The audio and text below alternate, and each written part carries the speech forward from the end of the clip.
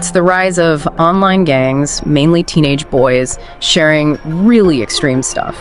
Yeah, and the thing is, our main source here is a recent report from the National Crime Agency, or NCA. The NCA report found a six-fold increase, 6 times, the number of reports of these comm networks in the UK. Wow. Just between 2022 and 2024. So in just 2 years. It's not just a number in a report. No, it's a massive red flag. It's a crisis that's escalating really fast and needs attention, like, right now. And it gets even scarier when you think about what the NCA's been saying about the volume of messages. Yeah, like how many are we talking about? Millions, literally millions of messages linked to sexual and physical abuse. And that's just within the UK and some other Western countries. The scale of it is mind-blowing. It's not some isolated incident, it's happening everywhere. These groups are operating on the everyday platforms that young people use all the time. And it's not just about sharing this awful content passively. The NCA says that the people in these communities actually work together, even compete to cause harm, both online and in the real world. That competitive aspect is really disturbing. The vast majority of these offenders are teenage boys. That might be surprising to some people, and it definitely raises some tough questions. You can be anonymous, which can encourage this kind of behavior in young people. Makes sense. Also, these gangs don't have really strict membership rules. They're not like, structured organizations. It's more like these loose networks, all connected by their interest in causing harm and seeing this really extreme content. And when we talk about the content, it's truly sickening. It's sadistic, it's misogynistic, it's nihilistic. It doesn't paint a very pretty picture of how they view the world.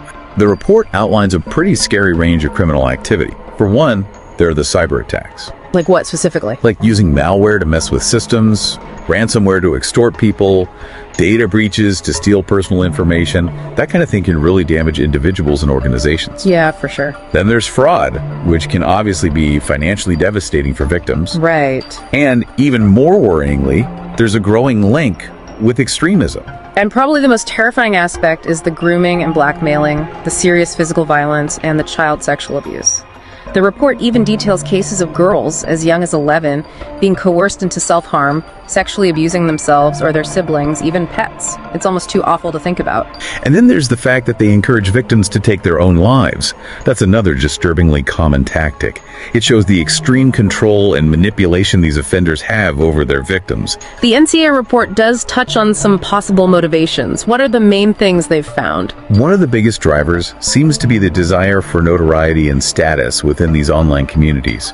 A lot of them share a deeply misogynistic view and a nihilistic outlook on life. They devalue human life and encourage violence. And sadly, for some, there's the sexual gratification aspect of the abuse, and for others, it's all about the money, the profit they can make from things like extortion. Coercion and extortion are common, and the grooming and manipulation can be really sophisticated. Sometimes victims are actually convinced they're in a real relationship. AI could be used to create even more extreme and personalized content, making it harder to detect and remove. It could also automate parts of the grooming process, allowing them to target way more victims more efficiently. Plus, there's the risk of AI being used to evade detection by law enforcement. Like, imagine AI generating realistic-looking but fake images or videos of abuse. That would make investigations so much harder. The NCA is clearly taking this very seriously. They're leading the UK's fight against serious organized crime, and the report mentions ongoing arrests and investigations both in the UK and internationally. And the NCA has been urging parents to have conversations with their kids about what they're doing online. That's crucial. Open communication and education are key to prevention. Parents need to be involved. The government's response is also detailed in the report. The Minister for Safeguarding has stressed their commitment to using every lever they have to make the UK safer for children online. Yeah, the Online Safety Act is supposed to have some of the toughest laws in the world to protect children. It puts a big legal responsibility on tech companies to make sure their platforms are safe, especially for kids. There are different views on how well these measures are being put into practice and enforced. Finally, the report connects this emerging threat to the broader concerns about the online manosphere. Now, this is a term that's getting more attention these days. Could you explain what the manosphere is for those who might not be familiar? Sure. The manosphere is this loose network of online communities. You often find them in forums, social media, websites. They generally push ideologies about masculinity, but often with a misogynistic slant. It's a broad spectrum of views, ranging from discussions about men's issues to promoting some pretty extreme and harmful beliefs. The report actually references the Netflix show Adolescence. Oh, yeah, I saw that. And how it depicts incel culture, which is a really toxic part of the manosphere. It's all about resentment towards women.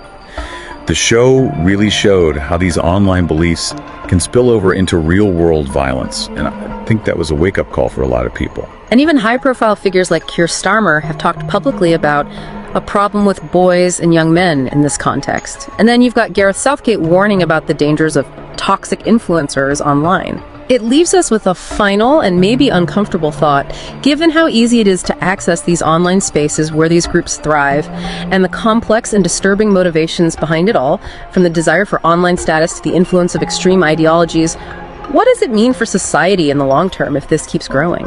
And how can individuals, families, and communities respond effectively beyond just relying on law enforcement and government regulations?